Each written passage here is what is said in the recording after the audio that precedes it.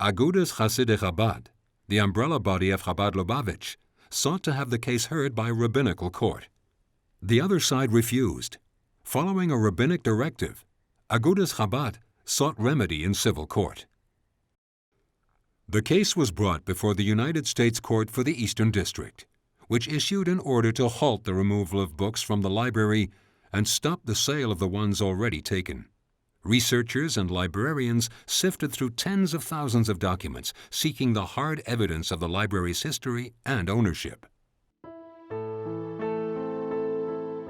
In several meetings with members of Agudas Chabad and Loubavitch's attorneys, the Rebbe outlined the case's strategy, even writing a detailed memo on the definition and responsibilities of a Rebbe. Throughout the conversations, the Rebbe kept returning to one specific piece of evidence.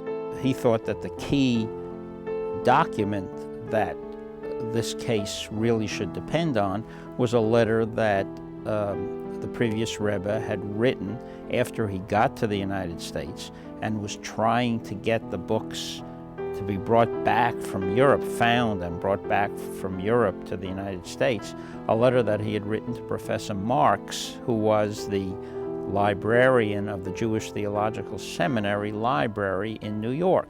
And this letter said that this library was a treasure of the Jewish people and belonged to Agudas Hasidei Chabad of the United States.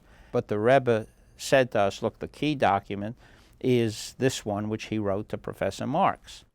The defendant argued that the letter written by the previous Rebbe in the aftermath of World War II as he tried to recover the collection from Poland was not intended as a literal fact.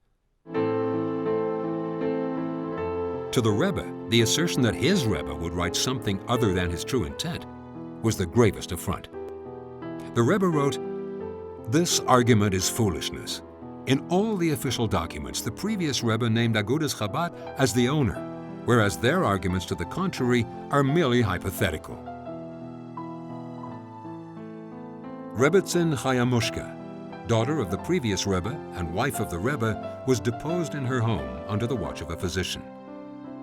After 3 hours of questioning, she was asked, "Did the library belong to your father or to the Hasidim?"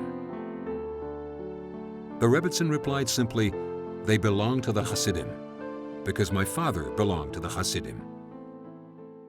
5 months after the Rebbe first mentioned the theft publicly, on December 3, 1985, the 20th of Kislev, 5746, the trial finally began.